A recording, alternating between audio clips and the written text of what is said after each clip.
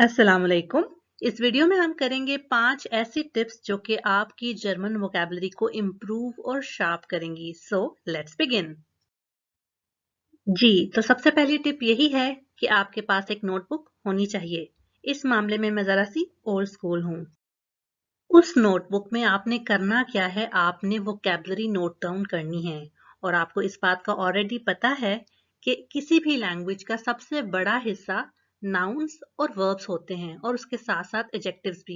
बाकी classes of words थोड़े ही होते हैं और उनको इजीली याद किया जा सकता है।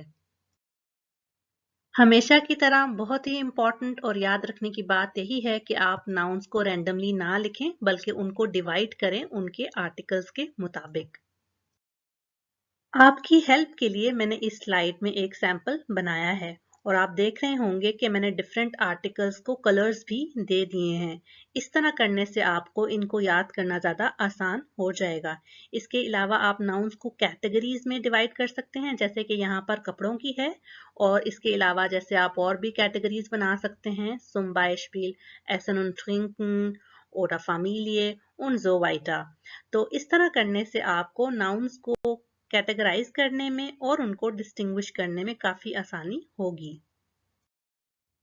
जहां तक वर्ब्स की बात है तो उनको लिखना तो काफी आसान है। इस तरह आप उन वर्ब्स को लिखकर और उनके आगे उनके मीनिंग्स, चाहे आप अपनी नेटिव लैंग्वेज में लिखें या इंग्लिश में लिखें, आप लिख सकते हैं।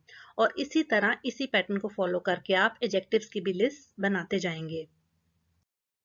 दूसरी टिप काफी इंटरेस्टिंग है इस लिहाज से कि आपके घर की जितनी भी चीजें हैं, कोशिश करें कि उनमें सभी के ऊपर चिट्स लगा लें उनके नामों की, जो कि जर्मन में जैसे उनको बुलाया जाता है।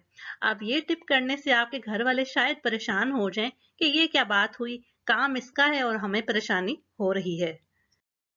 एग्जाम्पल मैंने करके आपको बता दी है यहाँ पर, जैसे कि शीशे के ऊपर आप लिख सकते हैं अपने मिरर पर der Spiegel।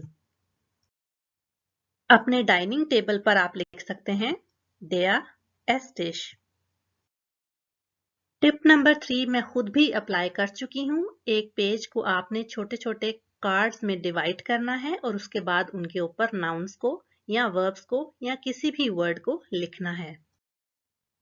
पेपर कार्ड की एक तरफ आपने जर्मन वर्ड लिखना है, जैसे कि यहाँ मैंने लिखा हुआ है das Flugzeug, और उसकी बैक साइड पे उसका इंग्लिश, उर्दू या हिंदी वर्जन लिखना है। और इन कार्ड्स को आपने डेली बेसिस पर फ्लिप करके देखते रहना है और इन वर्ड्स को रिपीट करते रहना है। पेपर कार्ड्स पर आप ऐसे वर्ड्स भी लिख सकते हैं जो कि रियल लाइफ में हमें नजर नहीं आते, जैसे कि die Wahrheit, the truth। Tip number 4 उन लोगों के लिए है जो कि ऑलरेडी जर्मनी में हैं। आप कोशिश करें कि नोटिसेस को पढ़ें, मैगजीन्स को, और जो आपके घर लेटर्स आते हैं अगर वो जर्मन लैंग्वेज में है तो उनको पढ़ें। इनको पढ़ने से आपकी ना सिर्फ वोकैबुलरी इन्हांस होगी, बल्कि over the passage of time आपकी प्रोफिशिएंसी भी डेवलप होगी। जब आप बस में सफर करें तो कोशिश कीजिए कि उन ट्रैवलर्स के साथ बैठें जो कि बातें कर रहे होंगे और उनकी बातों को समझने की आपने कोशिश करनी है। अगर आपको उनमें से कोई भी वर्ड समझ आ जाते हैं तो आपको सेंस ऑफ अचीवमेंट होगी। आखिरी टिप ये है, और ये किसी भी लेवल पर अप्लाई की जा सकती है, कि जब भी आप जर्मन लैंग्वेज का कोई नया लफ्ज इनकाउंटर करें तो लाजमी तौर पर उसको लिख लें अपनी नोटबुक पर। और लिखने के बाद आपकी कोशिश यही होनी चाहिए कि उसको याद कर लें, उसको अपनी मेमोरी का हिस्सा बना लें। कोई भी वर्ड याद करके यही होता है उसका अगला स्टेप कि आप उसको यूज करें, और उस वर्ड को आपने अपनी स्पीकिंग में, अपनी राइटिंग में इफेक्टिवली यूज करना ही है।